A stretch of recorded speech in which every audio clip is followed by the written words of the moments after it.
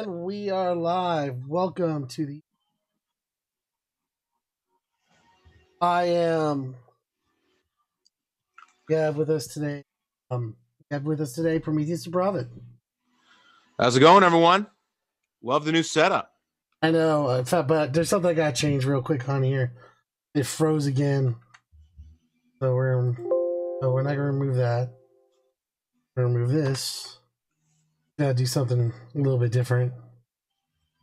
Hate doing this. Always this is the worst time too. So yeah. Okay, boop. Alright. Yeah. This is the worst thing about Zoom. Is its unpredictability. Yeah, but yeah, we got the new setup going. We got an actual legit looking podcast set up. Right here to the right, I forgot to make a border for it. But right here to the right of it, we have where our chat's going to be coming in. All right. So yeah, so all you narcissistic fucks can see what you read to us. You see that's on our channel. So yay. But and we also have a little spot for a guest star if we ever wanted to. Excuse me. So yeah, and we even have a little intro that we played for y'all. Well, we couldn't hear it on our end, but I think you can hear it. That's always fun. Okay. Yeah, so that's good. So the reason why we went back to first of all, let's start off with why we went away from OBS. We went away from OBS because we just couldn't figure out how to get to work. We couldn't get it to play videos so everyone can hear it, and it just was a hassle. Yeah, we were originally using Skype to try and mix with OBS, but we always had trouble with the video clips. They would always screw up with the audio and the layout. So yeah, then I downloaded like a bunch of like voice meter stuff. That shit wasn't helping, and it was just easier to go back to Google Hangout. Yeah. But yeah, but the thing is with Google Hangouts that you have an issue where you can't play a clip without like having to switch the microphone settings. Yeah, so I couldn't provide commentary as the clip was playing, which made it really inconvenient. And in the world of YouTube nowadays, get to fix that, Google. Yeah, with YouTube nowadays, it's hard. You got to provide commentary over the video, or it's really hard to prove it's fair use. Oh, we got someone in the chat. Let's see what we got. All right. So we got Q. He told me to just call him. He said first. Yes, yeah. You are first. Yes, first. All right. So, but now that we got started, so what happened was I was on the Geek Room show. I think it was last week. How are they, by the way? They're good. They're good. They got some new equipment in, and that's nice. It's good to support your favorite creators. So they got some new stuff in from their fans, and that's always good. And it was fun time being on the show. But if I will be totally honest, maybe there was like too many people there. It was hard to get a word in, but that's how it is. It's how sometimes there's too many cooks in the kitchen. But that's my honest opinion, and I know Frank and Brand probably appreciate me being honest about it. All right. But so what'd you do on their show? I mean, I didn't get to catch it. I don't know. Some guy got pink eye from eating ass, and we talked about that. Yeah. Oh boy, hold on. It seems like every other week I'm sick. Life having kids. But so when I was on their show, I got to see what program they were using, and Zoom.us was the program, and it seems to work just fine for us too. So yeah, I actually got this program a while back when Non Sequitur Show invited me on to talk about Alex Jones. Oh, Alex Jones. That must have been fun. Yeah, it was like right when Alex Jones was getting Alex Jones, I think he just got banned off Twitter, and I was in there in a comment thread on Twitter just saying, yeah, he shouldn't have been banned, and they said, you know what, why don't you come on the show and talk about it? And Yeah. well, I mean, I wouldn't recommend watching it because there was some serious audio issues on my end. Yeah, that tends to happen. Yeah, so it's like, I mean, if you want to watch it, go right ahead. You can probably find it. But yeah, just FYI. So I was so to get into this first segment, I was watching Real Time with Bill Maher last Friday. And lately he's been saying some off the wall shit. But this one really caught my attention. I thought we should talk about. It's 2020 time. So he's gonna start taking the side of the more moderate establishment Democrats. Yeah. So let's see what Bill Maher had to say on this first clip. And finally, new rule, no more swiping left on perfectly good presidential candidates. Nearly 45 million Americans now identify themselves as Democrats, and all of them are running for president. This time, let's give them a chance. Let's not eat our own, the way we nitpicked Hillary to death over her emails and other bullshit. Well, to be honest, Hillary sucked. Oh, yeah. She was completely horrible. I was like, I see what Bill Maher's trying to do, because the real strength of the Republican Party is their ability to just stop giving a shit about all the horrible things they're no, because right now I'm going to be starting to do a little bit of a video series, and I know I haven't put out videos lately, but I'm getting back into doing the script writing format so I can put out some videos, because I wanted to talk about some of the contenders. But one thing I noticed right now is the thing that happened with the Republican primary that I think people really should know is that Donald Trump did not exactly win the majority of the GOP voter base. What happened was there were so many establishment candidates that they split the vote. Yeah. There was only like 3 anti-establishment figures: Ted Cruz, Ben Carson, and Donald Trump. And Donald Trump just did the better out of the 3. So, and the thing is, once he started winning and winning and winning in some primaries, everyone just started getting on board the Trump train, and that's pretty much how he won. But if you look at the total aggregate vote total, you would find that Donald Trump did not even win 50% of the GOP primary vote. So the thing is, the Democrats are kind of in the same position. So it is very possible that a left-wing progressive-esque candidate can win. Yeah. So let's see what else he has to say.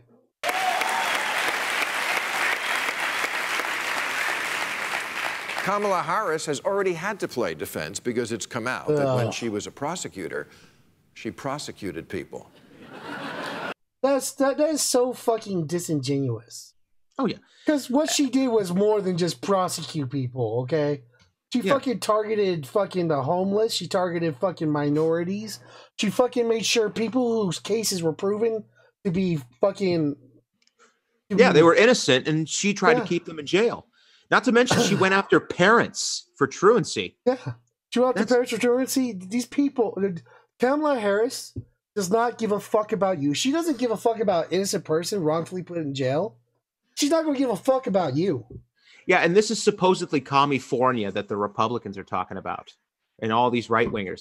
Oh, stay away from California. But here's Kamala Harris being like worse than any conservative prosecutor. I would go for Trump again, but if she's running, it's going to be a fucking... She was. I mean, yeah, I'm not going to be inspired to vote for her. I'd rather have Clinton, because at least Clinton. I don't know. I was watching. That might be a stretch for me. I don't know. I mean, at least Clinton took some time to fucking become a shitbag. She just went from 0 to shitbag. Mm-hmm. And you know the funny thing is now she's talking about she's like, oh well, this phony war on drugs.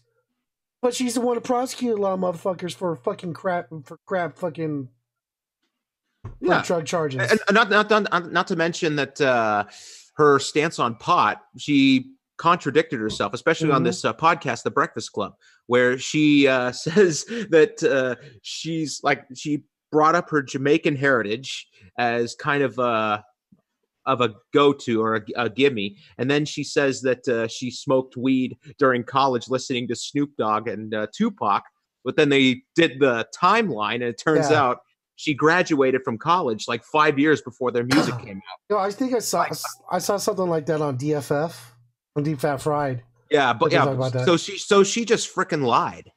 Yeah, she just says whatever she feels people want to hear. But what she really feels is this draconian fucking, military state where fucking you don't have personal freedoms. She doesn't agree with your personal freedom. She agrees with what come election time, she'll agree whatever you want. Yeah. But when she's in there, no. And the thing is, though, I mean, I really loved her Medicare for All answer at the town hall. I thought it was phenomenal. Like holy shit, she actually could have won the debate. She probably just gave the statement that would win the entire debate on Medicare for All. But I don't trust then really she walks for it back. Yeah. Yeah, she walks it back. So how do you walk something back after making that thunderous statement? So that just tells me that she is just two-faced. Yeah. So let's see. Not very progressive. She should have found a way to apply more forgiveness. And the fact that she didn't is unforgivable. Here's a guy serving 77 years in jail right now who is innocent because of her. So it's a little bit fucking unforgettable, Bill. Oh yeah, and not to mention he is pro pot. I know. So he's like being a complete tool right now. Well, his argument is like, well, the fucking Republicans win elections because they don't fucking, they don't eat each other. But the point is to bullshit. Bullshit they did. And Donald Trump was rattling the cages of every single GOPer out there. Not to mention, do we really want to stoop to the fucking levels of the fucking GOP? I mean, we want to win our elections. It's a WWE cage match. Yeah, but I'm just saying, is Bill suggesting that we just stop looking into this shit, just stop giving a shit about? Yeah, our candidates? I think he's just saying don't rock the boat. That's how we ended up with Trump. Is because people overlooked Hillary's shittiness. Excuse me. No, they just didn't bother to cover it. Yeah, well, they knew about it. They just didn't give a shit. But yeah, I mean, she was under investigation by the FBI while she was running. So yeah, I mean, voters should have been more conscious about it. I don't know. Bill Maher's he's gone off the deep end. He's like with the whole fucking Stan Lee thing and all this. He just seems like every episode. The Stan Lee thing really hurt him with me. Yeah, well, it seems like lately he's just been, he's turning right. He's turning, and you're going to expect, and I'm going to expect it to go to 11. I mean, if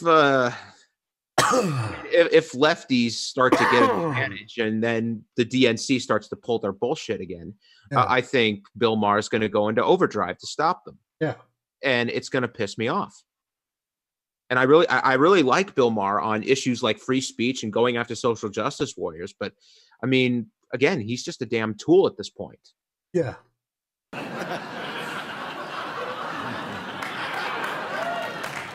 Elizabeth Warren claimed to be Native American. So what? Trump claimed to be human.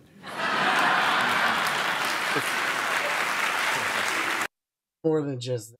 Yeah, I mean, I call Elizabeth Warren Chief Lies on Application because she's disingenuous. I mean, I like a lot of her policy positions, but the fact that she put herself in the situation with the whole DNA test, and she's gone too far down in my books. That she's whole fucking selling out Bernie, fucked him over, and he still fucking siding with fucking Clinton. Oh yeah, it was just she didn't even endorse him when he was when they were coming to Massachusetts, and Bernie Sanders only lost the state by 1%. Mm-hmm. So she could have endorsed him and won that state, but she didn't do it. Yeah, she fucked over Bernie Sanders. So I mean, yeah. So I think that she's kind of one of these people she's one of these people within the Democratic Party that's the half measure. Yeah. I mean, she's not as bad as Clinton or Harris, but yeah, but she's gotten too many vulnerabilities that I don't think she can beat Trump. I just hate that he's just sitting here. He's like, I mean, sure, they all have bad things that happen, but we should just ignore it, sweep it under the rug. Don't talk about it. If you think this stupid, blown out of proportion Indian controversy makes her inauthentic, you're the phony. She is the champion of consumer rights in the age of income inequality. When it comes to Elizabeth Warren, I have no reservations. Thank you. Okay.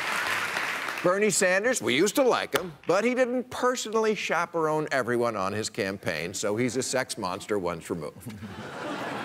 A candidate has to have tough standards for their staff, but not too tough. That's Amy Klobuchar. Oh, yeah. I guess what he was referring to is Well, I mean, I do like the fact that he kind of defended Bernie Sanders. I mean, I'll give him credit there. I'll give him credit, but I want to apply that same standard to everybody. Yeah. I mean, if something. Well, I mean, he kind of is applying the same defense standard for every candidate, though. I know he is. I'm just saying. He's like, that when that came out, it should have been looked into. But when it got looked into, it turned out to be a nothing burger. Oh yeah, but Bernie still apologized, which is like, I mean, at this point, I think if you apologize, it's actually going to hurt you worse. If they haven't found anything yet, never apologize. I mean, because if you apologize before an investigation starts, it implicates that you did something wrong. Nah, I have no idea who he's talking about here next. I mean, if you actually did something, then yeah, you should apologize. But if an investigation hasn't even started yet and you are innocent, then don't apologize. Yeah. I don't know who this person is, but yeah, Amy Klobuchar. I know the Nightmare Fuel crowd likes her. She's kind of this very centrist and she's a very centrist Democrat. Kind of, some GOPers like her. And she's verbally abusive. Then again, this came from the Huffington Post, so I got to ask, do you mean actually abusive or what millennials think of as abusive? Because I think it's like the pain chart in the hospital, and I think my generation's 2 is your generation's 10. But now look, I'm actually going to defend him on this point. That's actually a decent point because, there is a lot of this overreaction with SJWs. So, is it really millennials though? Because I see it's probably millennials a lot. The majority. I would say the majority of them is millennials. I just want to talk about how his stance on millennials is always changing. Because one episode you get he's defending millennials when they protest, like the kids from Parkland shooting. He defends them and he talks shit about the baby boomers and how they destroyed the country and fucked over the rest of us. And he talks shit about his own generation, but then I don't get where he stands. Are we pussies or are millennials pussies? Yeah, I know. He's a tool, so he'll definitely defend them when he agrees with them, or when they tell him to agree with them, and then he'll attack them when they tell him to attack them. I just think it's a little bit hypocritical that he does one show praising them and does another show just straight up attacking them. But yeah, again, I will admit I agree. Some people have especially in this situation. I'm sure the fucking people were just fucking a little bit too butthurt. But I'm just saying, needs to be trying to be more consistent with that. I mean, I don't think you should group all millennials. The SJW crowd is not really millennials. I've seen SJWs in their fucking 50s and 60s. Oh yeah, but the overwhelming majority of SJWs are most likely millennials. Well, I mean, it's more of a philosophy or an ideology more than it has anything to do with an age group, though. Yeah, but again, it was the millennial generation that kind of carried it over. Yeah, I know. Yeah, true. I'm not gonna argue with you on that.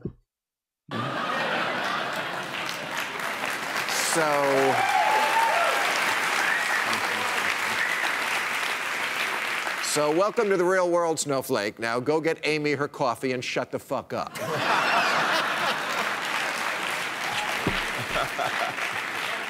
Beto O'Rourke took oil money. Yeah, he's in Texas. All the money in Texas is oil money.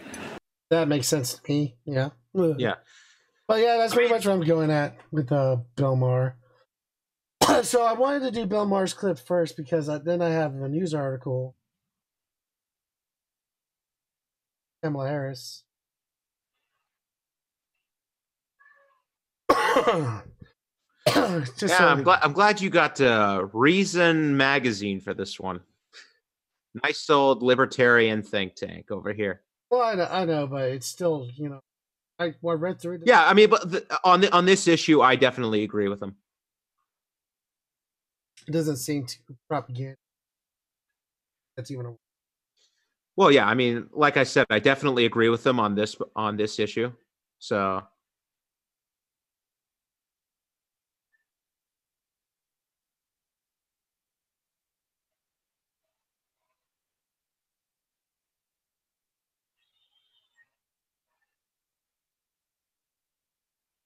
Yeah, when you're doing new things on a show, you're gonna run into little issues here and there, but that's fine. Yeah, growing pains. It's still better than our old. Yeah. We're actually doing pretty well on this one. Yeah. So I wanted to bring this up because he talked about Kamala Harris, and I just want to read this article real quick. Kamala Harris hopes you'll forget her record as a drug warrior and a draconian prosecutor. Yeah, I mean, we kind of got into this right as he was talking about her. So, if we want to do a recap, let's do it for our viewers. That's what I'm into this. Let's get our chat up. Okay, so. Oh, we got Big Z Bomb and Jay Nova in the audience. Oh, Jay Nova. So sexy new layout though. Stole my rap. Rob, are you wearing a wife beater? Should we know something? You might have to ask my wife on that. But don't ask her twice. Hillary was one of the few people Trump could. Right? That was an immature. And Trevor knows a weird. Them in a way that's unfunny, and I'm not a Trump supporter, but I don't think. Yeah, he's kind of got a point. There's a lot of jokes about Trump that these mainstream comedians do that just completely fall flat. I mean, like the Russiagate nonsense. The Russiagate nonsense just really does not make me laugh anymore. Yeah. Jay Nova says, "Hey ninjas." Yeah. So by the way, I guess my brother's talking about the weather.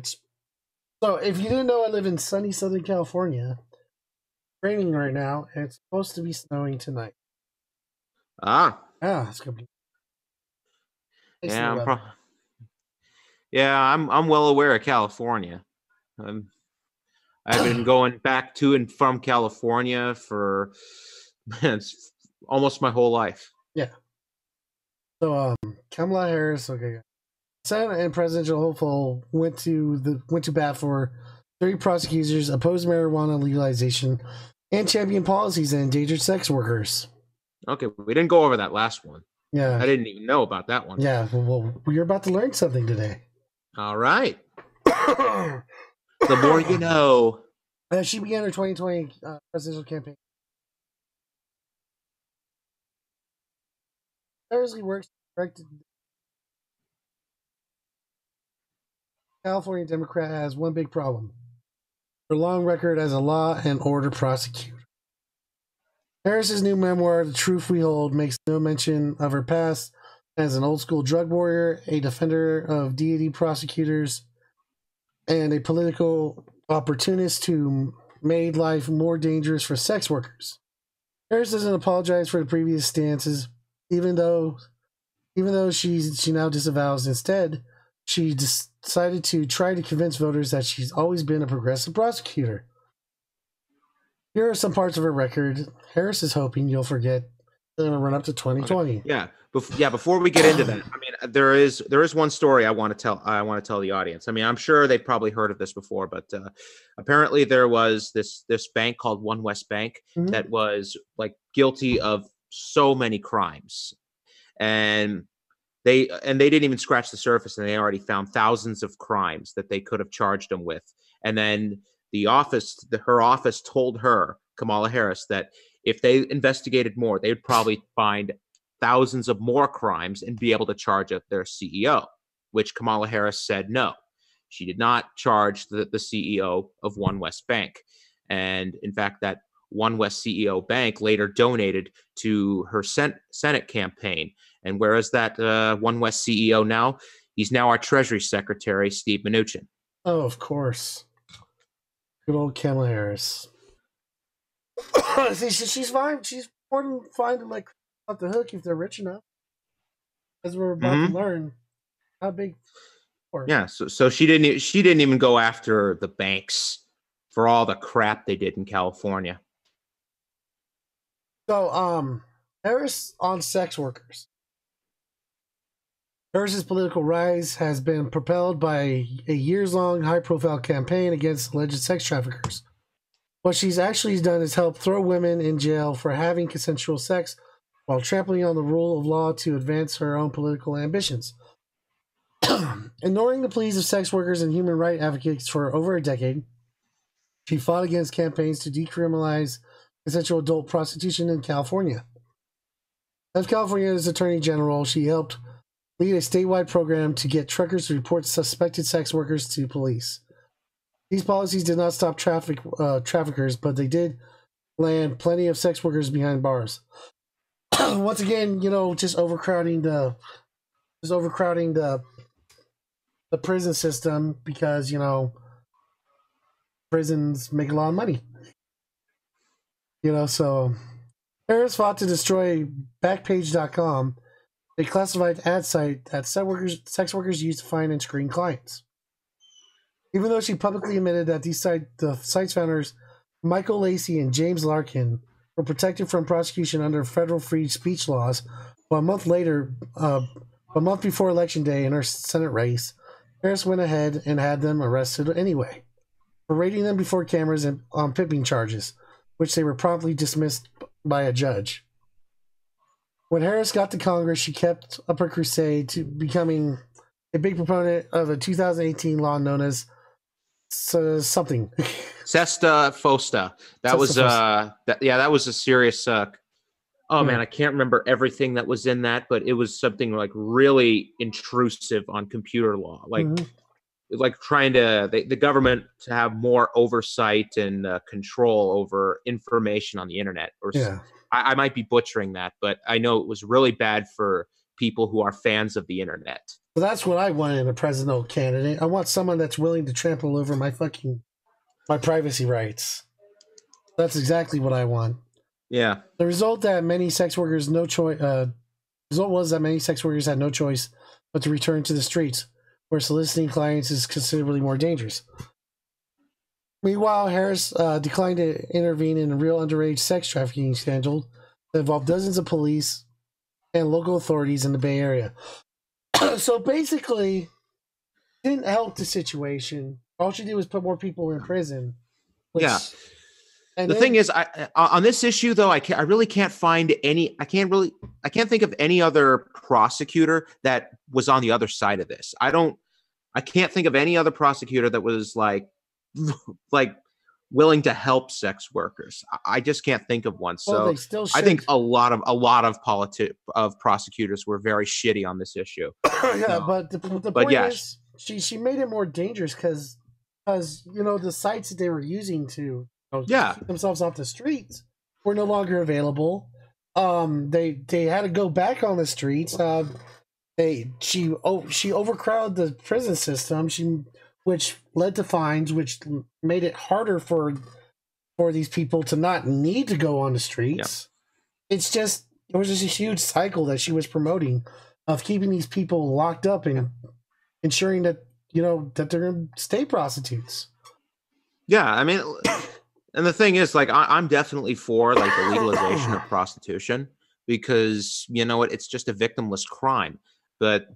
The thing is, I mean, I don't know all about the Backpage case, so I really can't comment on it entirely.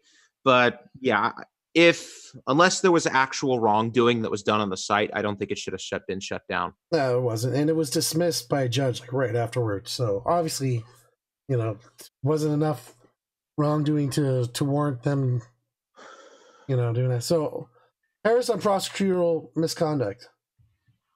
In her memoir, Harris decries Americans' deep and dark history of people using the power as a prosecutor as an instrument of injustice by framing innocent men and hiding Exculpatory. Thank you, exculpatory evidence.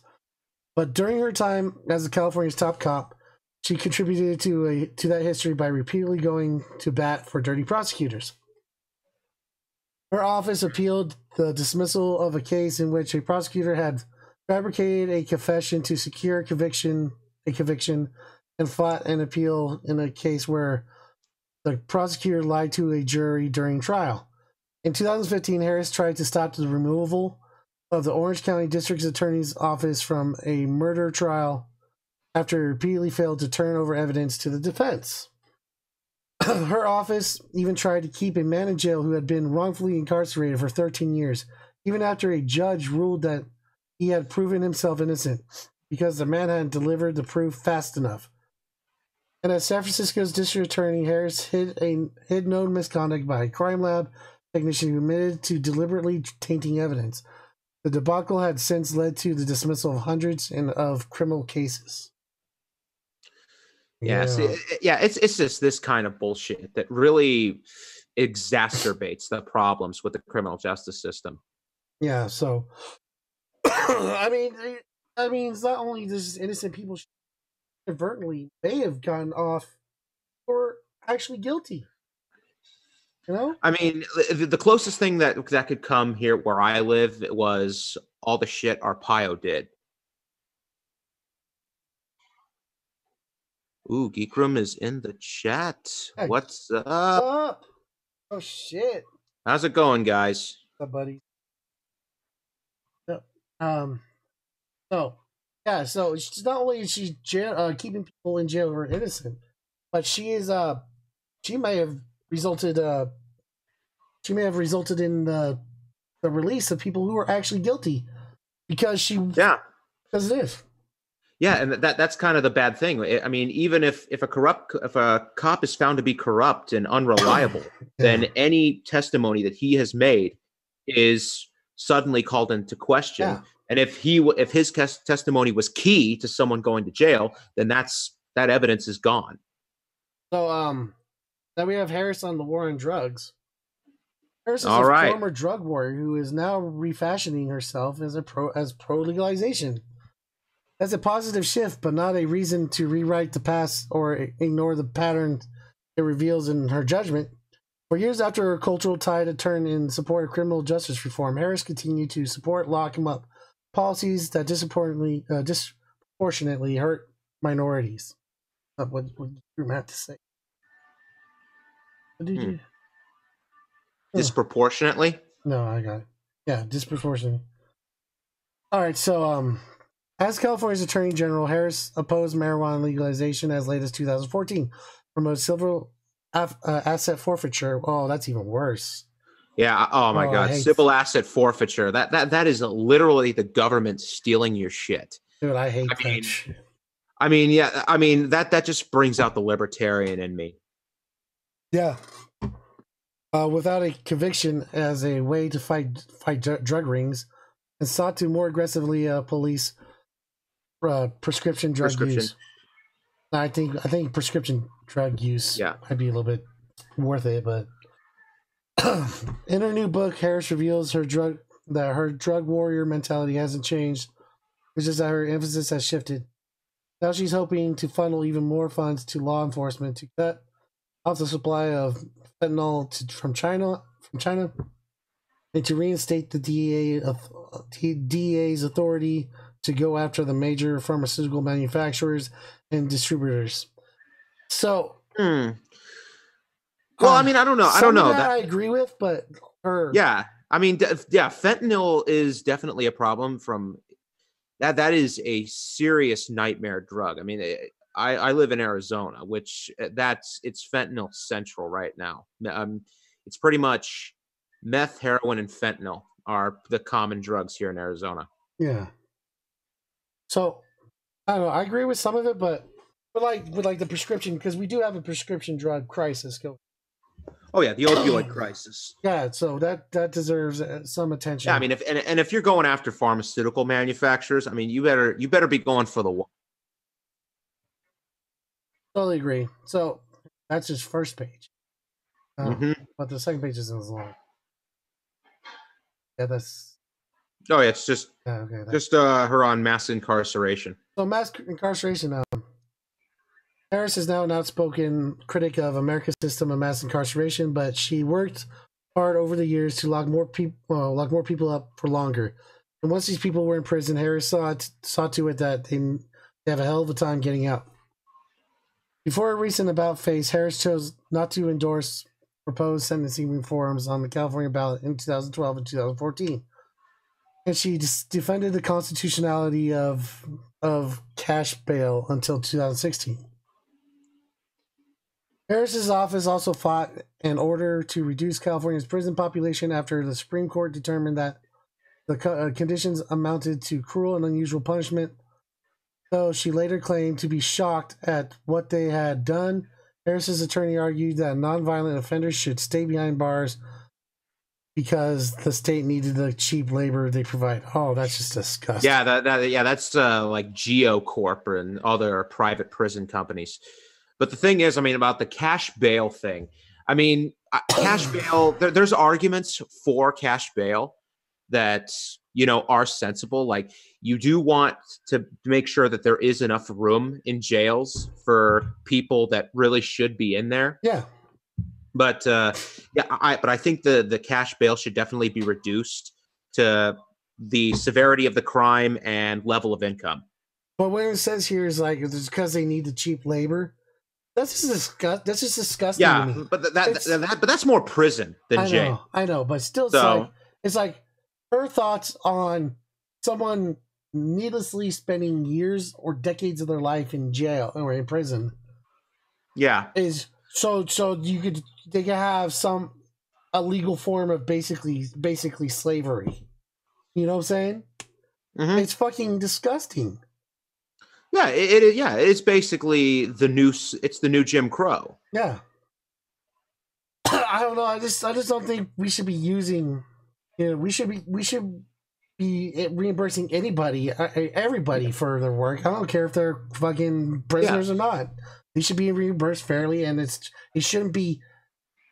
And legislation should not be pushed to keep them incarcerated so we can have that cheap labor. That's fucking disgusting. Yeah, again, and mass incarceration it's horrible. I mean, like where I work right now, I have to deal with this problem a lot. I mean, I only work as like security for an apartment complex, but the thing is, I mean, I've called the cops and had people taken to jail.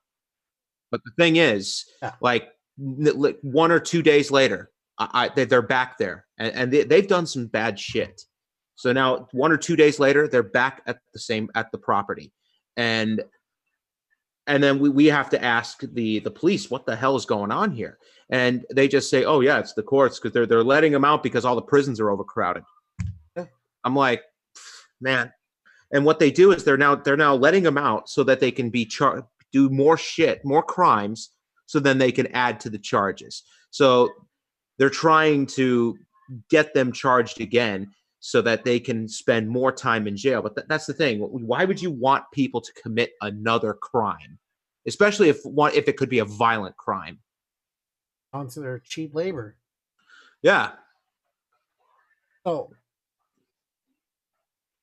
Yeah, we're.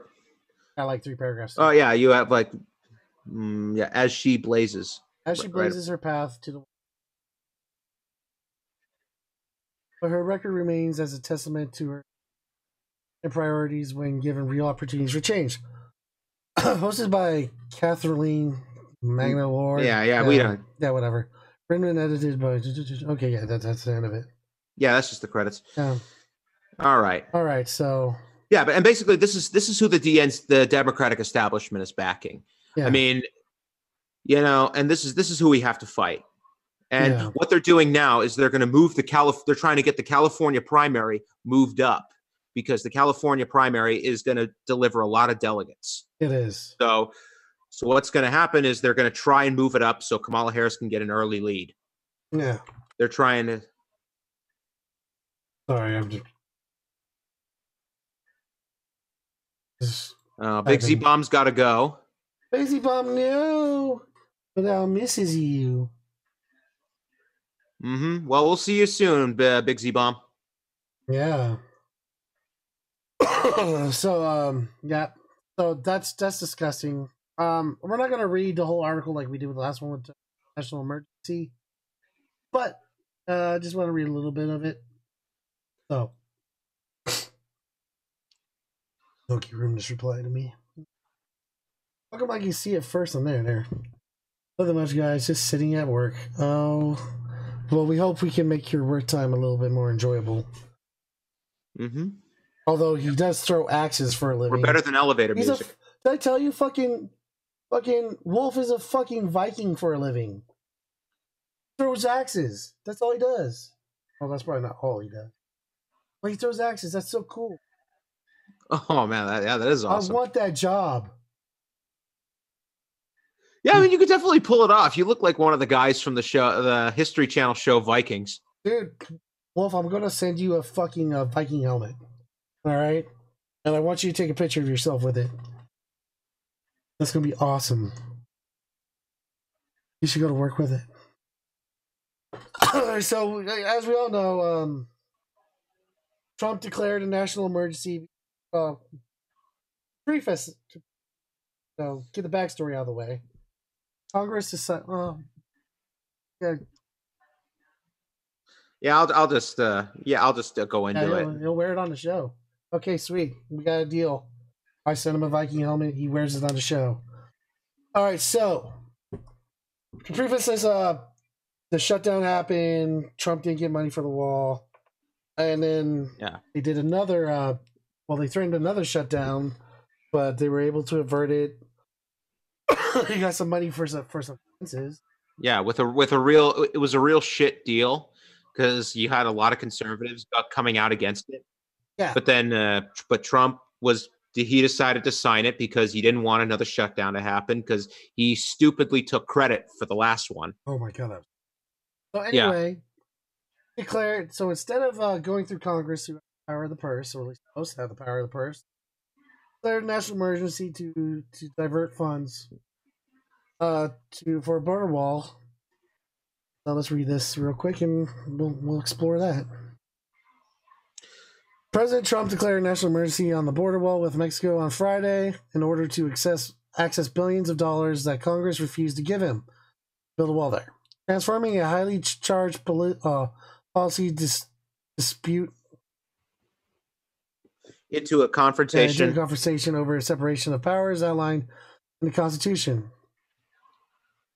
To regain momentum after losing a grinding 2-month battle with lawmakers over funding the wall, Mr. Trump asserted that the flow of drugs, criminals, and illegal immigrants from Mexico constitute a profound threat to national security that justified unilateral action. Now, here's what I feel. It's like actually, the numbers of people entering the country from Mexico are way down compared to previous years.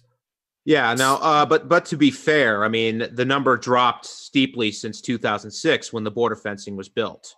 So they can make an argument that, the wall deterred that.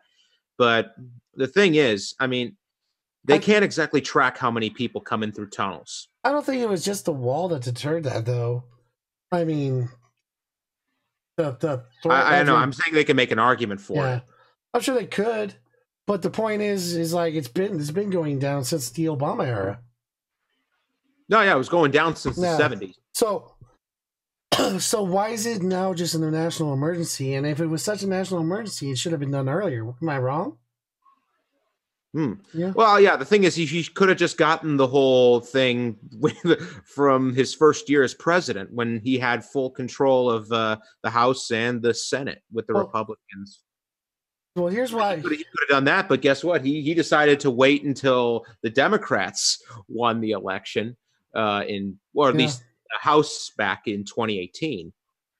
You want to know the worst part is like because a lot of Republicans are against us too because they see what could happen.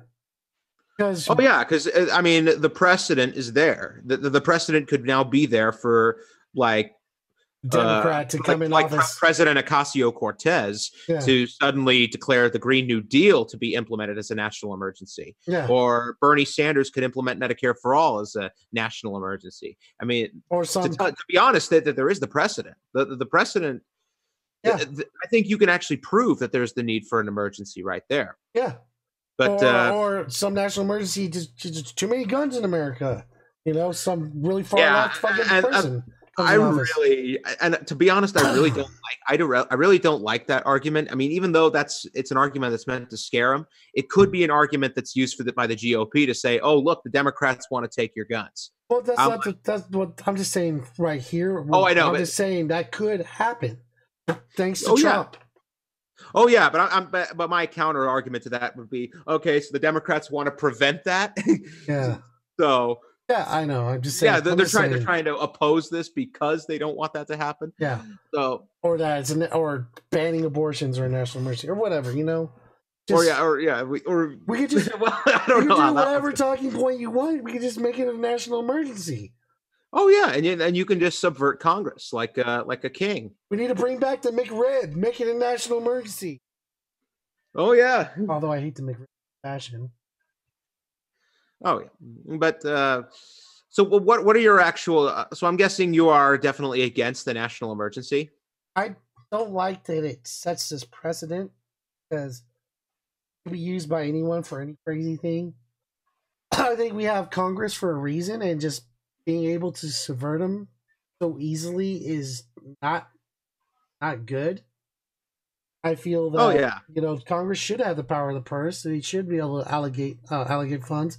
If the previous Congress would have authorized spending, I'd be like, well, you know what? That's what they were elected in there to do. They're following what their constituents wanted. I may not agree with the border wall, but the fact is, the last Congress had the Republican majority to pretty much pass anything, and they didn't. Okay. So they had their chance. And now, because the people elected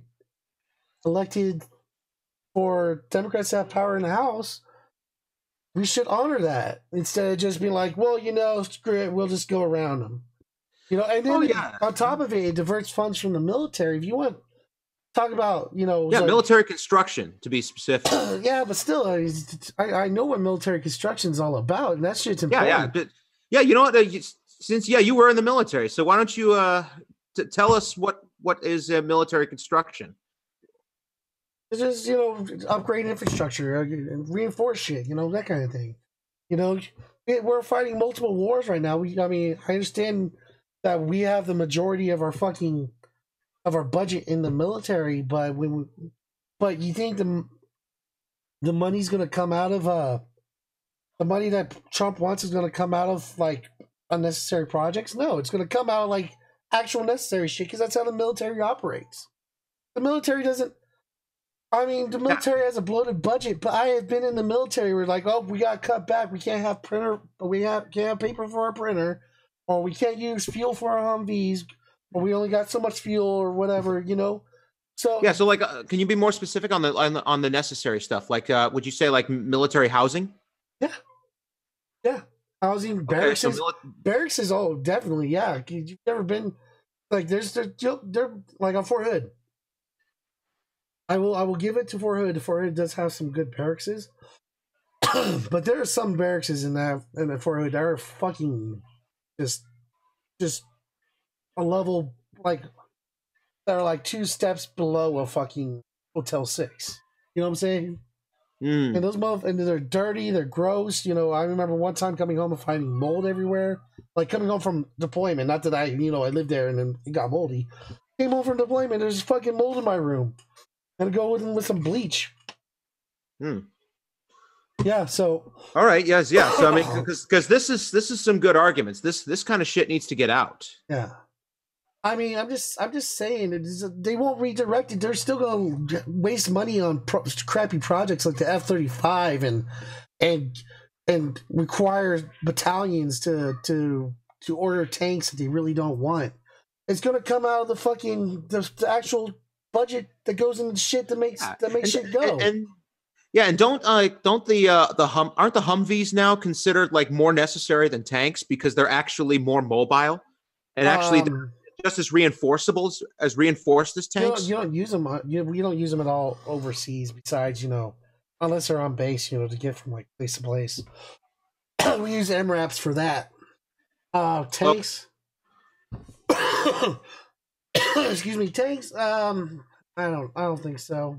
Tanks are really they're getting phased out with strikers.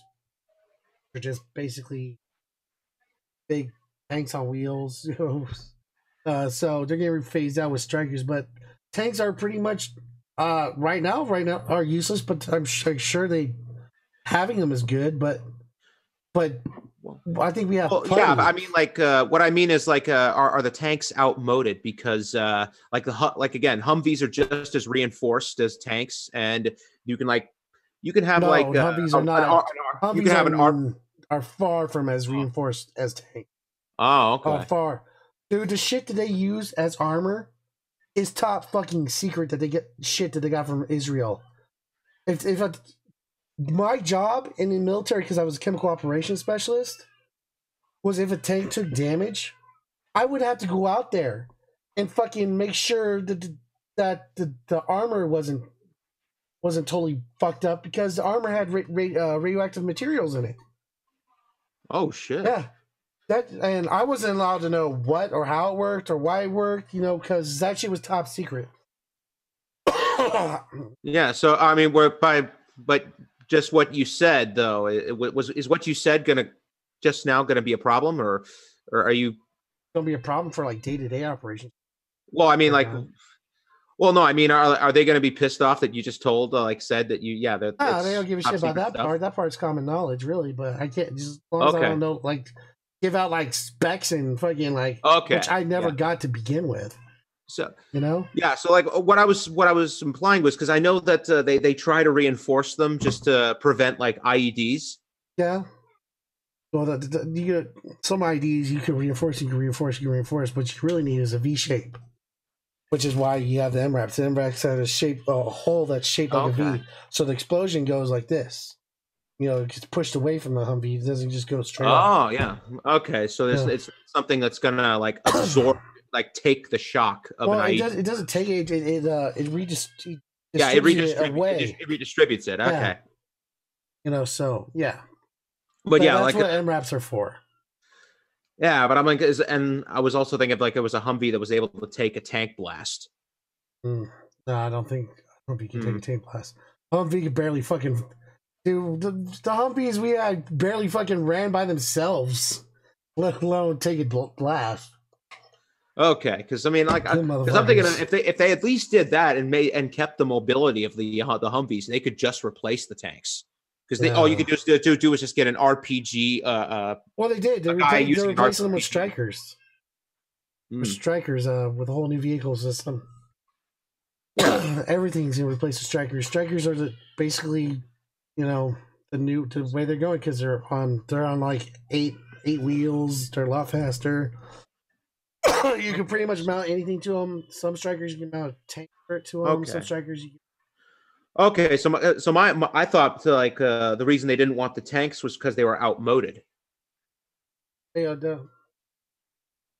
but yeah, well, let's get on to something else because this is well, this is run its course. But yeah, so oh yeah, but I mean, like but to put my opinion on the executive action, yeah. I mean, you know what? I think if like progressive Democrats actually want to use this against Trump, saying, "Oh, look, he declared an emergency for this, so we can declare emergency for this," that might play well to their base. Yeah, but you have to wait for a Democratic president. Oh yeah, but I'm just saying, while they're running for president, they could use it. They could use that argument. And you know what? I mean, I'm actually against the wall because I think a wall would actually make the cartels more wealthy, because when you put up a wall, you actually increase the cost of smuggling, and you also put the independent coyotes out of business. Because how it worked was the coyotes would smuggle immigrants into the country, and then they would pay a tax to the cartel that ran the territory. Yeah. But now the cartels would just take over, and they would build tunnels, and they could now do it like 24 hours a day instead of just waiting at night for when visibility was at its least. Yeah. And these are the same people that managed to bust out the most wanted drug cartel from the top security prison while he was under 24-hour surveillance. And people think a wall is going to stop these people. So the thing is, if you have no wall, then it becomes easier for immigrants to get caught by the Border Patrol, because they're just going to take their own chances and to make a run for it, or they'll catch the coyotes. Yeah. All right, so we're going to jump on to the next story. All right. I'm sure you probably heard about this. The mystery surrounding the alleged assault of Empire actor Jussie Smollett is growing. Last night, police released 2 men who had been detained for questioning earlier in the week. Carter Evans now has more on the unanswered questions that remain. The 2 Nigerian brothers arrested in connection with the assault on Empire actor Jussie Smollett are no longer suspects. They're now cooperating with police. A source close to the investigation confirms to CBS News the brothers told detectives Smollett paid them to participate in the alleged attack on January 29th, and that they purchased a rope found around Smollett's neck at a nearby hardware store. The source says detectives have evidence to corroborate the sale, something the men's attorney alluded to Friday night. New evidence. So I don't know if you remember this. You know that? Yeah, I've been seeing this story all over Twitter, and man, it has me pissed off. I mean, I kind of knew that this was most likely going to be a hoax. Yeah. But I mean, it just feeds the conservative machine this kind of ammunition that we really don't want them to have. Yeah, I know. You know, I'm so glad I didn't. Because I know. Yeah. I didn't jump on board this. I wasn't aboard this bandwagon, so I'm kind of glad I wasn't. But I mean, the thing is, there was a MAGA attack that is now underreported because of this shit, and that was the MAGA attack on the BBC cameraman. I've seen that. Yeah, I mean that shit actually happened, and that was caught on camera. But now this is all that's going to take up the news cycle. And you know, I don't know what you're not help. Not like there's a MAGA attack. No, not like he's like. Oh, well, I think it's more or not hoaxes, but there are some that are real. This guy, I fucking retarded. You're a fucking famous actor. Why are you going to put yourself in the? Yeah, well, because they said it was because or there a certain motive that possibly came out. I know I read that on Twitter, so I can't verify that 100%. Was that he was going to be written off the show of Empire, so he thought he would stage this attack and make him famous, so that he would be able to negotiate him to stay on the show. He's famous, all right. Yeah, that was what I believe the motive. That's what one of the possible motives was. Evidence that was brought to their attention. Obviously, I had it. Obviously, my clients had it. Police say the 2 men identified as Ola and Abel Osundairo were captured on surveillance video when Smollett said he was attacked. There's any justice. Ola Osundairo is connected to Smollett through the hit show Empire, where he played a prisoner in season 2. Both brothers apparently left Chicago for Nigeria on the day of the alleged attack and were detained when they returned this past Wednesday. Chicago detectives tore through an apartment looking for clues, and evidence log shows they found ropes, masks, and bleach. Chicago police released the brothers Friday night without charges. A spokesman says detectives have additional investigative work to complete. He said, "This MAGA country punches me right in the face." In a recent interview, Smollett said he was sure the men in the photo were his attackers. I think that what people need to hear is just the truth. Jussie Smollett. God damn. Oh, man. I mean, this just pisses me off. I think people just need to hear the truth. Well, yeah, thanks for lying to us. Yeah, but yeah, that's flying sack of shit. So I got someone very interesting I found on the internet. Oh, I really? want him to be kind of like our guy. His Okay. name is Bob the Psychic. No, Bob the Psychic. Okay, this is great. Yeah, I've seen that you've done a lot of debunking of psychics. Oh, those are my On your most popular videos. Those videos do great. You Yeah, know, so it's good. It's good to actually have something like this. yeah. So Bob the Psychic here, and he puts his phone number on his videos. I was debating whether I should block it out. I was like, well, Well, if he puts his phone number on his videos, I don't think that's. If he puts his phone number on his own video, then I don't think that's doxing. yeah. So we got Bob the Psychic here. Find Bob the. Yeah, I love the pentagrams in the back. I really haven't watched too much of this video, but I'm sure because I kind of want in the moment. You know what I'm saying? I want to enjoy this. Hey, Tubies, it's Psychic Bob. This It guy is is so great. awesome to be back with you. Well, here we are. It's Tuesday. And you know what that means? Time for messages from the spirit world. That's right. We do this every Tuesday. Tuesday is Yay, Talk to the the Dead spirit Tuesday. world. Some The people, it's Spirit Tuesday. people have Taco Tuesday. Bob has Dead People Tuesday. Yep, Spirit. Yep, Spirit Tacos. Be sure to call. No one actually call him. Please don't call him. Don't harass him. Yeah, if you call that number, do not harass him. Do not. Well, first of all, let me put this out there first. Dude just seems like a weirdo, but he still seems like a pretty nice guy. Let me just put that out there. I have no problem with nice people. He's not trying to do anything. I just thought it'd be a fun video to watch. Well, yeah, is he? I mean, he's not one of those like malicious kind of attackers. No, he's not a malicious person. So he's not. Please don't troll him or be a dick to him. You know, he's just. Well, I mean, I don't. I would not recommend. Well, don't go out your way to call his house. That's what. Don't call him. Yeah. Unless you really want. Those of you who are new here, every Tuesday I gather a bunch of letters. People send me, and I do little psychic readings. So, by the way, if you're new here, welcome to Spirit Channel. Make sure to hit that subscribe button, hit the bell, be part of our scene.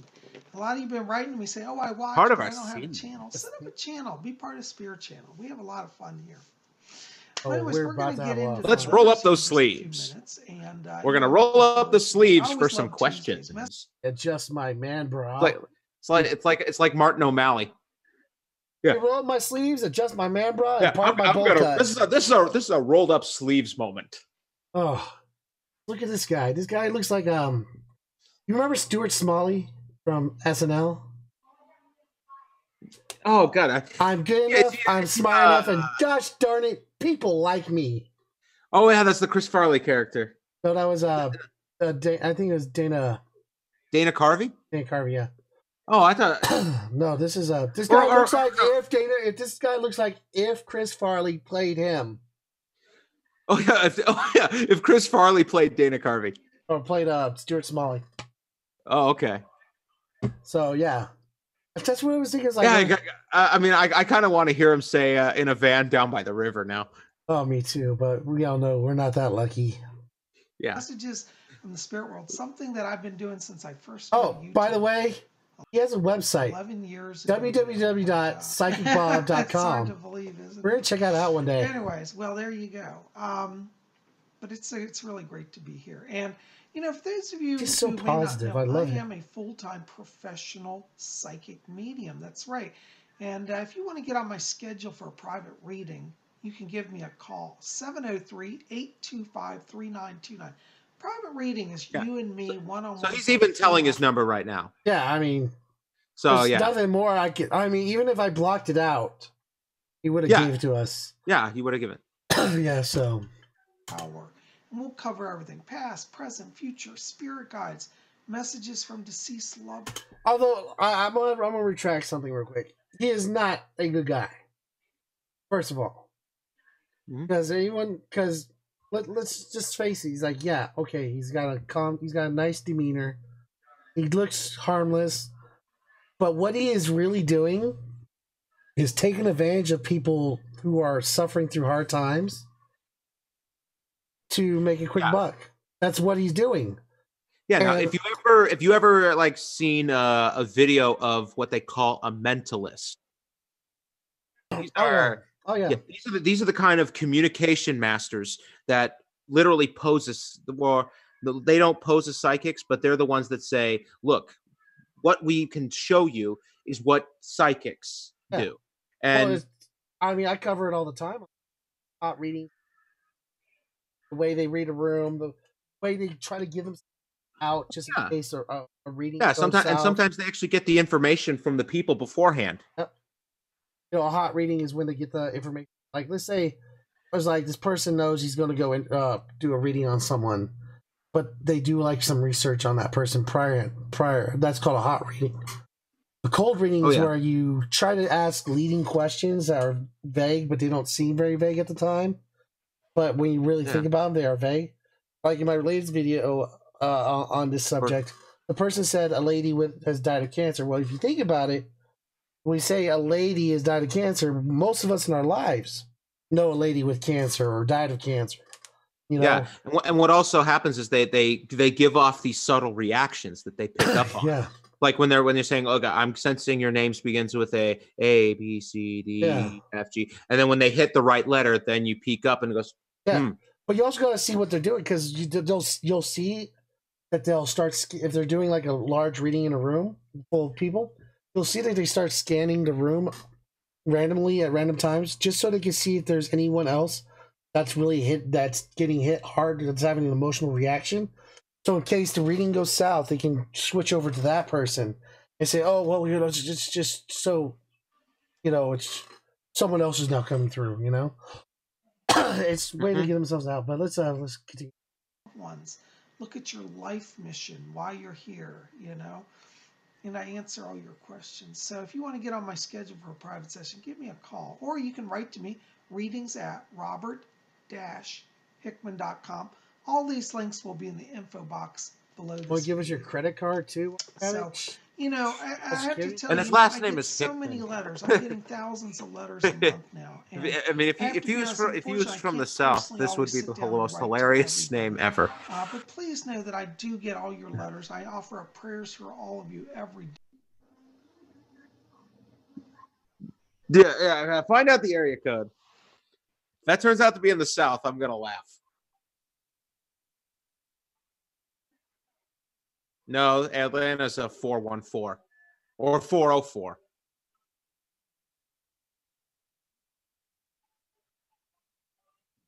Close enough. Close enough. Yeah, I don't know. I'm trying to remember my Civil War history. Did Virginia secede? Oh, Virginia seceded? Okay, so guess what? It's Oh yeah, that's right. So guess what? It's officially funny. Yep. He's a hick man. Yeah. That bull pretty hick. Day. And, you know, I do what I can. And if you've got an urgent, pressing issue, it may be worth your time to invest in a private session, because I may or may not get to. Here's where the money grubbing comes. Fucking, well, if I may not get to you, I'm gonna invest in a session of me just fucking telling you what you want to hear. Yeah, is there anyone else in the chat right now? No one. Yeah, I think Geek Room's doing a show right now, so okay. Or something, I don't know. To you for messages. But you know, we do what we can, and I want to thank you for your understanding and your patience. This is only one of me. There's thousands, over 10,000, almost 20,000, at least. Yeah, this dude's got 20,000 subs. Who are writing? No, wait, was it like 13? The best. Thank you. I think 13,000 subs. Well, we're going to see what the Spirit has. And how many subs does he have? It was like 13,000. Oh, 13,000. Yeah. I mean, that's not. I need to be a fucking psychic, dude. That's it. I mean, Fuck being honest. Psychic atheist. Psychic atheist. I'm gonna change my name. I'm gonna fucking give me a shit ton of YouTube subscribers, and I'm gonna fucking make bank telling lies to people. That's it. Done. If this motherfucker. Oh, Geek Room's back on, I think. Alright, so. Well, let's give it a sec. So, anyway, yeah, I'm. Here. What am I doing here with my 140 subscribers? I'm going to be a psychic. I'm going to get 1,000. Lie to people. I love my 140. But the problem is like, people are so fucking gullible. It just enrages me every time I see time. Because there's mass numbers of these motherfuckers who follow these idiots. Well, they're not really idiots. They're smart enough to take advantage of them, but still. Oh, God damn it. It was my letter. It sounds so much like me. Could that answer have been also for me?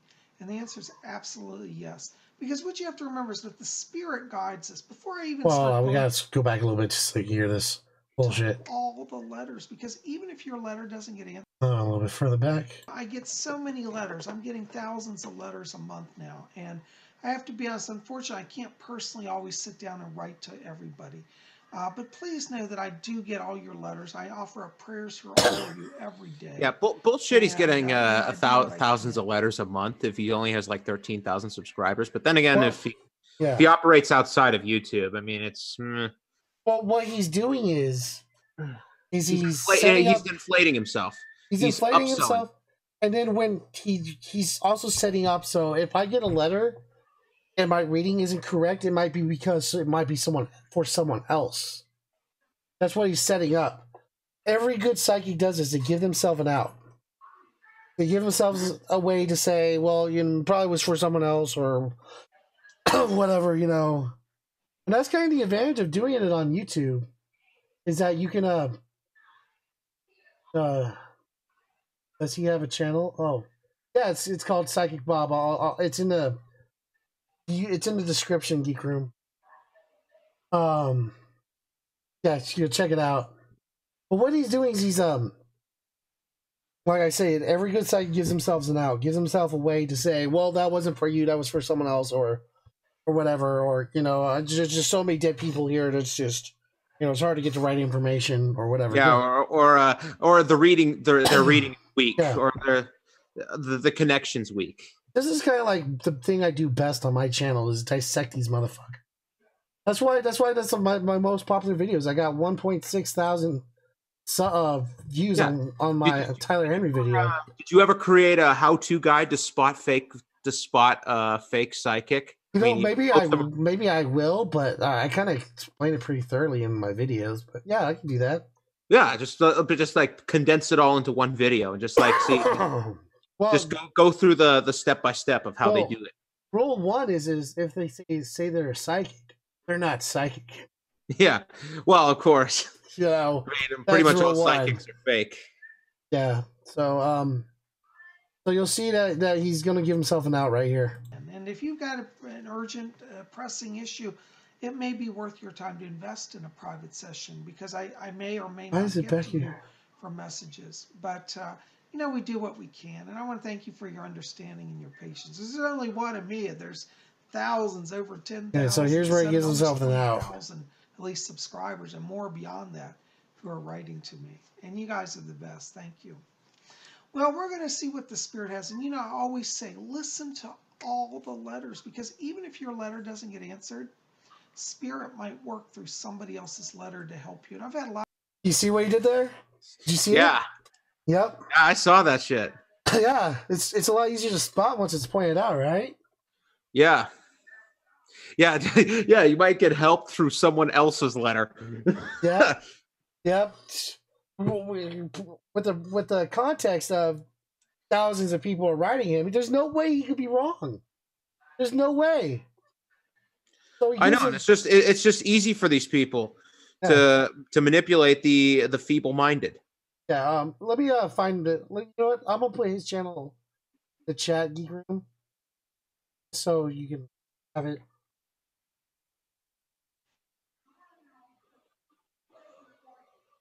Oh man, I bet you this guy's popular. Yep, there he is. The Spirit channel. So, oh, he's now 16,000. Yeah, 16,769. Oh boy. Yeah, Psychic Bob. He's a special kind of guy. So let me put that. He's a special kind of stupid. Well, I wanted to be nice to him, but then I thought about it and I was like, he's fucking. He's just just as dirty as any other. Yeah, I mean, yeah, just because he's a nice guy doesn't make him less of a piece of shit for being a con artist. Yeah. So maybe that's just how he does it. But yeah. So that's Psychic Bob. Yeah, this video is like 24 minutes long, so we're not getting into that. Yeah. So who's next? So Psychic Bob. So we have our favorite person in the world that we haven't covered on the show yet. Yeah, you see it? Yeah, favorite person. There's another thing. I didn't want to talk about Gina because he's been going through some hard times lately. Really? Don't worry, maybe God will fix him for him. Right? I was watching some. Okay, this should be my main channel. Hello, everyone. Welcome to another edition of Preaching to the Choir Ministries. My main channel. The Bible says... Are you shitting me? You've been on YouTube how long? You can't tell if it's your main fucking channel? I'm sorry. It's already stupid. Already. Yeah, but he's already killed it. It's already 7 seconds in. I would understand if it was like a brand new YouTuber, but he's been on YouTube like a good 5 years before me. Some are going to depart from the faith, giving heed to seducing spirits and doctrines of devils. The Bible also says that there's going to be a massive falling away in the last days. This great apostasy, which we see obviously going on today with people saying they're Christians, but they don't really believe in the Bible. They don't believe in Jesus. True Christian fallacy. Christ-like. So, hold on, pause this. Yeah, it seems like he's actually calling out cultural Christians.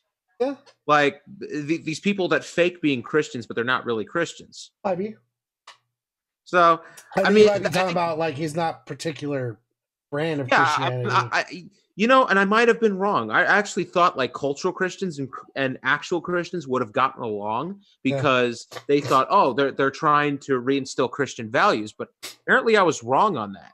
Apparently the real Christians see cultural Christians as just as apostate. Yeah. Just as much of apostates as atheists. They should. To be honest. Yeah, you know what? I'm actually happy for that. I mean, yeah. Well, to be honest, we all know G-Man believes it is as shit is. We all know he believes and is stupid. Yeah, but he is genuine stupid. He's genuine stupid. But I would understand if I believed what G-Man believed, and I saw someone who purposely who did this shit, who believed the same thing, but did it for disingenuous reasons. I'm like, which is worse? Yeah. Which is worse, being genuinely stupid or pretending to be stupid? I think pretending to be stupid is worse because you just as easily be a force for other people not being stupid. You could put some more logic out there when G-Man really wouldn't contribute to any side he's on. Yeah, but then if you're generally stupid, then it makes it more believable. That's true. So, you know what? If anyone's listening to that, I want to hear your opinion. Yeah. What do you think is worse, being genuinely stupid or pretending to be stupid? Yeah, we'll find out. Well, we'll do a poll too. Yeah, do a poll. All right, let's do a poll right now. I'm going to do it right now. Right fucking now. On Twitter. I changed my account though. Is this my actual account? Yeah, it's your Is this my actual account? No, I'm talking about making fun of G. Yeah, you might want to sign off.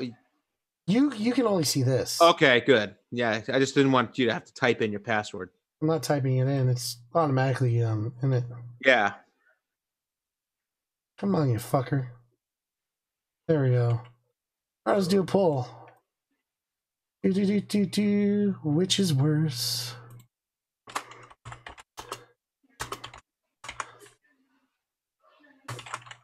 Being genuinely U-I N-E L-Y N-E-L-Y. See, I can't even spell. Stupid. I can't even spell, and I'm typing this.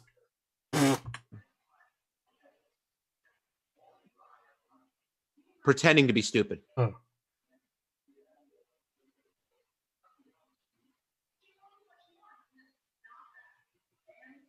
Get it out. It's tweeted. So all right, I'm gonna check. I'm gonna get that and retweet it. Good. I'll probably retweet from my other. All right, there we go. Yep, and retweeted. So let's see. Do we have anyone in chat? G-Man already. Well, yeah, G-Man always win. That Bog Hitman guy is definitely going to be a regular on the show. Here we gave to Geek from another antagonist. You know what? I'm proud of that. I'm proud of that, pro. All right. Yeah. So I can't wait to watch the next episode. I hope you guys put them on your next episode. I want to see that. All right, so we got G-Man. For falling away from the faith, which is one of the things that has to happen before Christ returns. And today I decided I was going to make a short little video, or a video, on this topic of what to do when you have nothing. Now, let me define what I'm talking about here. A lot of you know that if you're a Bible-believing Christian and you stick to the Word of God and you do not compromise, you will not accept evolution as truth. You will not accept evolution as truth. Well, oh yeah. So this is what G-Man's talking about. He's not talking about cultural Christians. He's talking about Christians who believe in. He just threw shade at him. Yeah. But now he's like, but now he's even throwing the intelligent design believers under the bus. Yeah, which is bullshit. Which is, they're both bullshit. I know. Creation and intelligent design. But what he's saying is, if you believe in evolution at all, then you're a Christian. You're not a Christian. That's what he's saying. Which is bullshit because let these people believe in something that makes sense. Whatever. At least he's not doing it in some broom closet somewhere. Yeah. So you will not say that the Bible is a metaphor, and you will not accept lies from Satan when they're going against the Scripture. People are going to attack you. People are going to slander you. People are going to say all kinds of imaginary things that you've done and try to do everything they can. Oh, yeah, right, G-Man. Like, you've never done that either. Like, you are 100% innocent of never attacking anyone. Fucking kidding me, fucking G. Fuck you. You're so full of shit. Gonna shut you up and even run you off. I just hate when people bitch about shit that people do themselves. But I want to tell you guys what to do when those very same people have nothing. You see, I don't have people on here talking about go do background searches. I don't have people create rumors. I don't have people get on here and talk about everything and everything in their mama to try to shut me up from doing what it is that I do on here. Nobody shuts up G-Man. That's the thing. I've never seen anyone try to shut up G-Man. I've seen people give him platforms.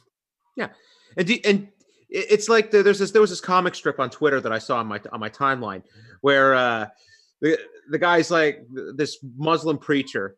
It was like a stick figure comic book where it says, "I have been silenced." Then it shows the next slide. Yeah. He's on a podcast. I have been silenced. Then he's on a newscast. I have been silenced. Then he's in front of an audience. I have been silenced. I've seen that. Well, that's funny. I mean, we have the Geek Room in our chat who have given him a platform. They don't have to have G-Man's crazy ass on their channel, but they invite him on anyway.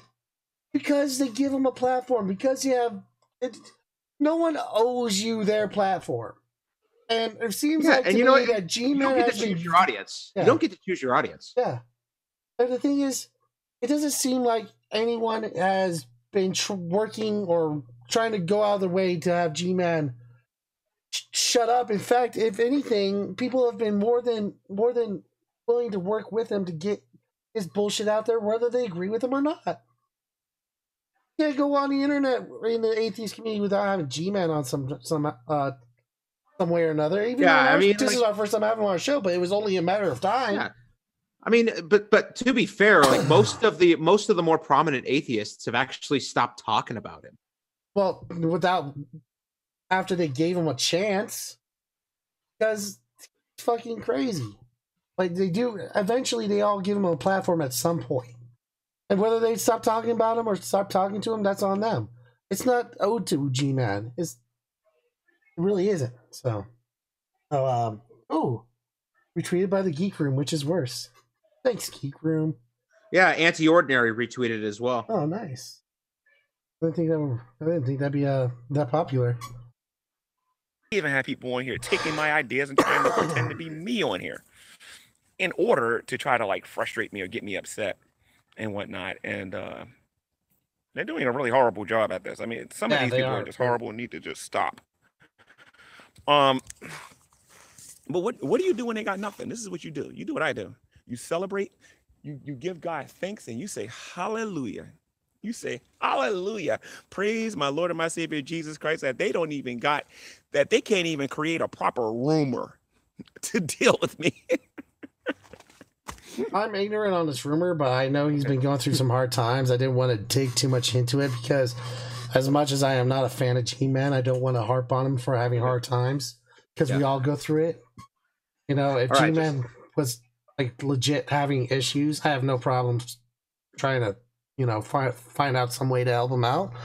But, you know, if I don't know, I'm just giving my reason why I don't really have any much to head on to this part. Unless you know something more you would like to enlighten me on. Just quick update on the poll. We already got 6 votes, and it's being genuinely stupid at 50% and pretending to be stupid at 50%. Oh snap! It's neck and neck.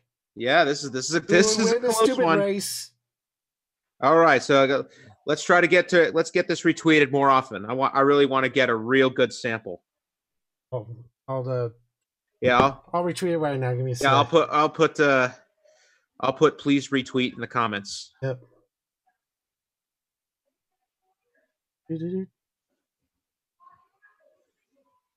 Go to here. So, Tammy, how are you doing today, Prometheus? I'm doing good. I'm going to say pretending. Oh, we got 9 votes now. And ooh, okay. 56. Pretending to be stupid is at 56%. Being genuinely stupid is at 44%. Ah. Yeah. So. This is a good one. We are having a good one. So. Yeah, damn. So we got it's going well. Worse for the person that is afflicted, pretending worse for society. We also have a comment. Yep. Ew. Love it. So G-Man it was inevitable for him being on our show. He's going through some hard times, and as much as I don't like him, I don't want him to have a hard time. I mean, obviously he's having a hard time because he's been on YouTube for like a million years, and he's still doing videos with his phone outside, like a person. Well, yeah, wasn't he? And what is he also doing it at his work?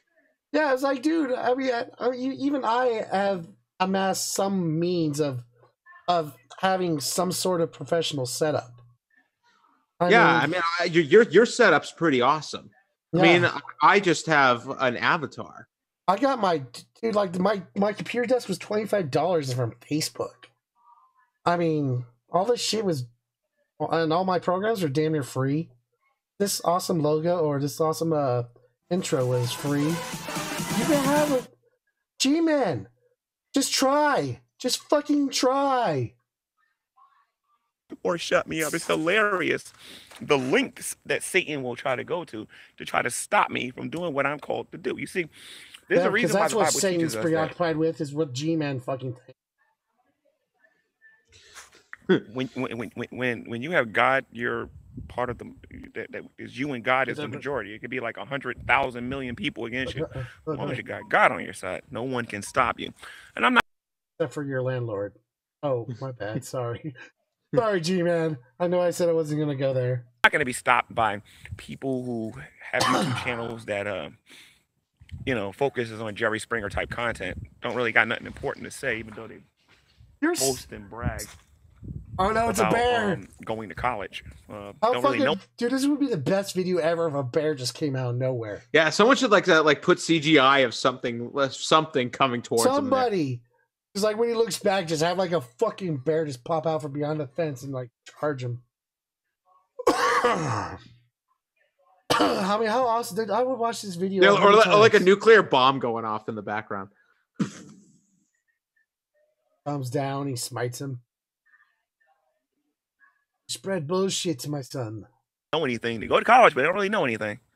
The real reason they only go to college so that the wife can take care of them. What? Where did we get college from? Did I pause it at a weird time? No, G-Man, please go to college. By all means. You don't have to pay for it. There's FAFSA. Try FAFSA, bro. They will pay you to go to school. I promise. I promise this. Get that Pell Grant. Get that Pell Grant. You'll be leaving Easy Street. You'll be paying your rent with your Pell Grant. You'll be going to school for free. Fucking move to California. Use EOPS, man. There's plenty of fucking shit you can use. Go to college. Make yourself smarter. By all means. This is the problem. This is how people like G-Man like happen. It's that they think college is not for them. So they don't try. So they don't get educated. So they don't understand how the world works because they think that they're not a good fit for education. But then you end up with people like G-Man, and this is why we need free college. This is why we need it. Oh, yeah. Yeah. Then you got other people in here who just so bored and miserable with their life. They got to make 100 million videos about you. You know what I mean? Or whatever. And by the way, for all the people out there, happy Valentine's Day. I want everybody to know. If you don't celebrate it, more power to you. Pagan holiday. Anyway. Wait. So it's a pagan holiday. Yeah, he's not getting laid. Upset. We finally figured out where this video came from. G-Man is single on Valentine's Day. Not getting laid. Yeah. So he's got to make a video bitching about calling shit. Valentine's Day a pagan holiday. Dude, G-Man, get married, bro. Get married, bro. I mean, Christmas. You're gonna miss those single Valentine's Days. I promise you. Yeah, Christmas is even a Christian hijacking of a pagan holiday. I know, right? It's like you want to talk about pagan holidays? They're all fucking pagan. Okay, they're all either pagan or made up by some fucking corporation. All the best holidays are pagan holidays. It's gonna be like one day. It's gonna be like Demolition Man, where every holiday is gonna be brought to you by Taco Bell. Fucking so that's our future, G-Man. So enjoy it while it lasts. Because Taco Bell is gonna bring to you Christmas. Make sure you stuff those stockings with some chalupas, bitches. Oh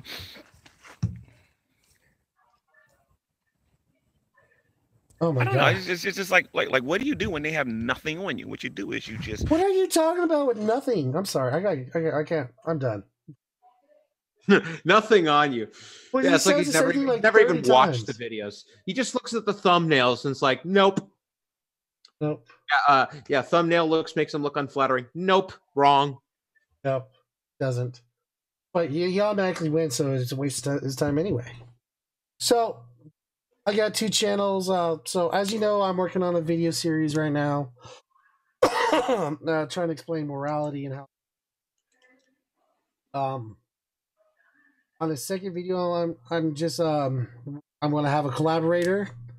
His name is Dallas Wade, and so I decided we'd feature him today on our channel, one of his videos. Okay, yeah. We're hopefully trying to get him on the show pretty soon. I would like to have a Godless Cranium with us too, because apparently he's a big fan.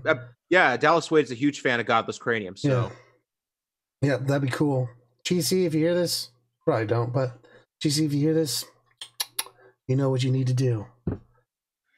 DM me, big guy. Send me a big sexy DM on my face. Hey, what's up? I'm Dallas Wade, and welcome back to another worship service. So without any doubt, my favorite Bible story is in John 8, 1 through 11. It's the story of the adulterous woman. Coincidentally, the story also happens to be recognized by biblical scholars as a later interpolation. The parable isn't found in any of the earliest manuscripts of the Gospel of John. The story didn't start appearing until sometime between the 8th and 10th century. It was most likely an oral legend that was inserted by a copyist due to its popularity. Most Christians with any amount of biblical scholarship are aware of the spurious nature of John 7:53 through John 8:11, as well as Mark 16:9 through 20. But the average churchgoer isn't, and that's okay. I'll include a link in the description to a Christian article that goes into more detail about how we know that the story of the adulterous woman isn't authentic and why it shouldn't be in our Bibles. Check it out if you're interested. But even though the parable in John 8 isn't authentic, it's still a great story with an important message. Jesus went to the temple early one morning to teach to anyone willing to listen, and while he was teaching, the scribes and Pharisees brought him a woman. They asked him, "Teacher, this woman was caught committing adultery. The law commands that we should stone her. What do you say that we do?" Jesus didn't speak, and the Pharisees continued to repeat their question over and over again. Jesus finally stood up and answered them. He said, "Whoever is without sin, be the first to throw a stone." No one threw any stones. This fable illustrates an important lesson about looking at yourself before you cast judgment on someone else. Even though the scribes and Pharisees likely weren't guilty of committing adultery, they all had flaws and shortcomings of their own, and were in no position to condemn someone else. No matter what your religion is, or whether you're religious or not, one of the most important characteristics that a person can have is living by the standards that they purport to believe in. As the old saying goes, practice what you preach. If you're going to talk the talk, you've got to walk the walk. If you don't follow the... I like Dallas Wade. He did a very good job. Yeah, I really... the production quality of this video is amazing. You know, the funny thing is his channel's only like 8 months old. So... It's just really outstanding how he does it. Oh yeah, and how'd you come across Dallas Wade? Was this a recommendation by the Geek Room? Actually, I knew about Dallas Wade before the Geek Room, but has he been on the Geek Room? No, not yet. But I knew about Dallas Wade just by randomly searching creators, and I really enjoyed his content. And then the Geek Room mentioned him. I thought that was kind of cool. But yeah, Dallas Wade, he's one of my favorite creators. He has a really good way at describing. Yeah, I mean, the real product. You can definitely see like the in how he presents his argument, and then he really puts some effort into this. He really does, and so yeah, he definitely needs to really get some subs. Really does. So, yeah, he's got like I forgot how many, but we'll look at it later. It's just links in this. By the way, all the stories, links, everything is in the description down below. Even the stuff that I use for news articles and just so you get. Hopefully, the Geek Room is still in the chat. Maybe. I'm not seeing them in the chat, so. He's at work, so he's probably busy. But So the thing is, you can go check out his channel, give him a sub. He doesn't have nearly enough subs. So if you're watching this, go sub to him. He's a really good creator, and he's also a pretty nice guy. So yeah. Yeah. I think that's Dallas Wade. Dallas Wade for you. Got B Mills above next, and we're doing a video that I was on. Oh really? Yeah, we're gonna go here. Oh, how much? Oh. Yeah, right. Look, how does it take longer to learn how to flip a fucking egg than it does to learn when to not shoot people? It certainly entails much more than that. It's actual culinary school. I can cook professionally. I joined the military in the wrong era then. Well, I think you were probably still in like junior high when I was in the military. So this is B Mills above. He does a lot of channels. He's an ex-Catholic. He's also a Air Force veteran. He did a stream for Veterans Day He had me on. He reached out to me and asked if I would come on, so I came on. He's also been Not on the Geek Room, but he was suggested by the Geek Room. But I've been on his stream, and we all three of us right here are veterans, and he's a really fun guy. Yeah, he's just starting out his channel. He's getting a little bit of help from his fans. I know Purple Rhymes with Orange sent him a tripod. So he does have a little wish list, so go check that out. Sub to him, do whatever you can to help him out, help him grow. He's really good, he's really knowledgeable. Yeah, I enjoy him. His link is down in the description, go check him out. So yeah. Well, that's all I got. Okay. Oh, what's up, buddy? Oh, well, nothing much. So have you decided on who you're going to endorse for the 2020 election? Not yet. Yeah, I thought I was all set, like wrapped up and Right ready now? to endorse someone, but I'm holding back. I actually got to look at some of the other candidates, and like Buttigieg and Andrew Yang. I mean, I hear Bernie's going to be jumping in. Like, yeah, if Bernie jumps in, yeah, I'm pretty much on board. But but I'm looking at Tulsi Gabbard so far. Yeah, I mean, she's not great, but she's definitely not the pile of shit that some of these other candidates are. And you know what? She has called out the regime change wars. She's not going to fucking support those. So she's the only candidate, one of the only candidates that's done that so far. So I'm down. Yeah, I mean, I will definitely give it to Tulsi Gabbard. She's probably one of the most honest candidates I've ever seen for this election. And yeah, I do think. And notice that she also has like the support of like it's Jimmy Dore, Cenk Uygur, Sargon of Akkad, Steve Bannon, Richard Spencer, and David Duke. I mean, you got like that is the broadest swath of support I have ever seen for a candidate. You name one other candidate and anyone on the planet that has the support of those 6 people at once. Candidate Gundam does.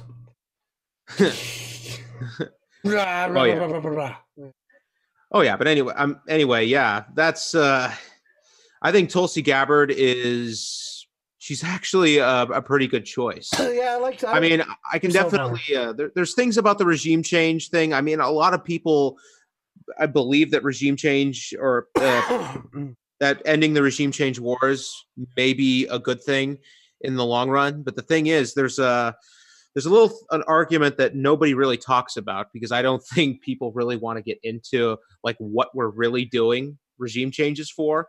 In most of the regime changes that have ever happened, it's because they threatened to switch from the dollar to another form of currency.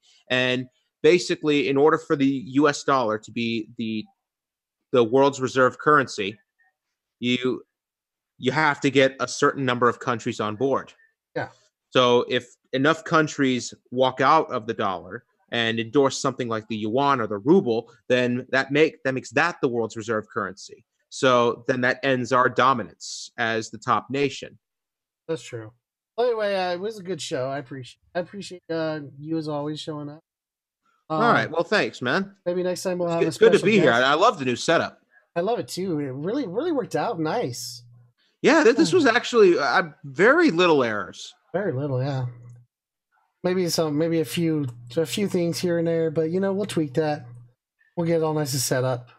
I had a second monitor, make it a lot easier, but yeah, well, maybe next time I get paid. Yeah. So I'm the atheist veteran. Blah, blah, blah, blah, blah, blah. I'm the atheist veteran. Fuck off. And I'm Prometheus the Prophet. Signing off.